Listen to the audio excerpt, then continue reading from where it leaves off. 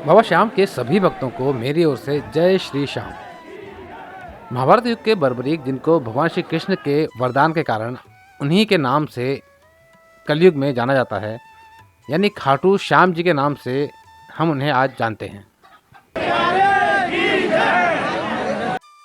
बाबा श्याम को हारे का सहारा भी कहा जाता है, क्योंकि कहते हैं कि यह हमेशा हारे का ही साथ देते हैं। राजस्थान के सीकर में हर साल लाखों लाखों भक्त बाबा श्याम के दर्शनों के लिए जाते हैं। हर साल खाटू श्याम जी का जन्मोत्सव कार्तिक शुक्ल पक्ष की एकादशी को बड़ी ही धूमधाम से मनाया जाता है। जय जय श्री श्याम, जय श्री श्याम। और इस दिन यहाँ पर बड़ी संख्या में श्रद्धालु बाबा के दर्शनों के लिए आते हैं। इस दिन बाबा श्याम को रूह के इत्र से स्नान कराया जाता है, जिसका आयोजन श्याम मंदिर कमेटी करती है। और इसके बाद गुलाब, चमेली, चंपा आदि बहुत से फूलों के गजरों से बाबा श्याम को सजाया जाता है। मावा बाबा श्याम को सर्वाधिक प्रिय है और भक्त इस दिन मावे का केक बाबा श्याम को चढ़ाते हैं। बाबा श्याम का जन्मदिन बहुत ही हर्षोल्लास और धूमधाम से मनाया जाता है। बाबा श्याम को रिझाने के लिए उनके भक्त उन्हें और भी बहुत तरह के केक और चॉकलेट्स अर्पित करते हैं।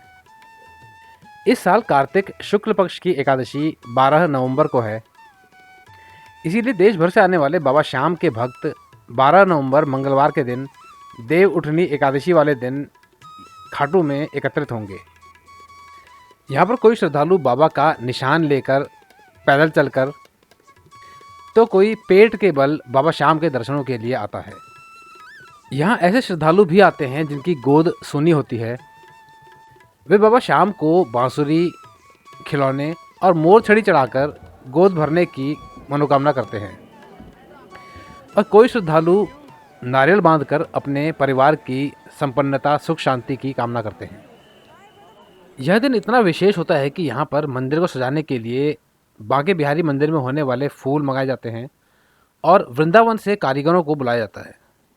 और साथ ही बाबा श्याम के मंदिर के सिंह द्वार पर लड्डू गोपाल और कन्हैया जी की झांकी भी सजाई जाती है।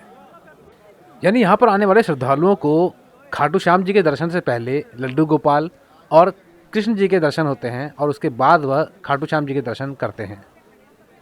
तो चलिए अब बात करते हैं कि इस दौरान यहाँ पर ठहरने की क्या व्यवस्थाएं होती हैं।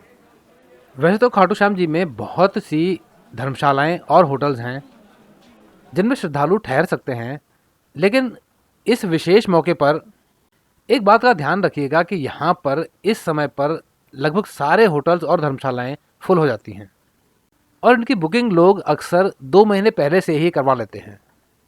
तो यदि आप भी खाटू श्याम जी के जन्मोत्सव पर खाटू सीकर जाना चाहते हैं तो इस बात का ध्यान रखिएगा कि आपको होटल और धर्मशाला मिलने में काफ़ी कठिनाई आ सकती है।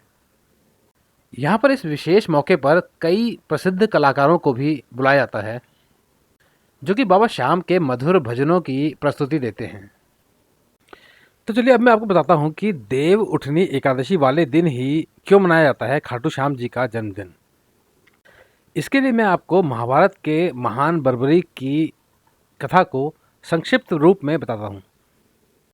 बर्बरीक यानी खाटू श्याम जी ने जब भगवान श्री कृष्ण को अपने शीश का दान दिया तो इससे प्रसन्न होकर भगवान श्री कृष्ण ने उन्हें एक वरदान दिया। उन्होंने कहा कि आप कलयुग में मेरे ही नाम से जाने जाओगे और पूजे जाओगे। इसीलिए महाभारत के महान योद्धा बर्बरीक को आज खाटू श्याम जी के नाम से जाना जाता है और पूजा जाता है।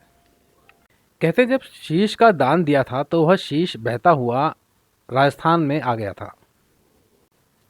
बहुत समय बाद राजस्थान के एक गांव में एक अनोखी घटना देखने को मिली कि एक गाय एक निश्चित स्थान पर हमेशा अपना दूध बहा दे रही थी।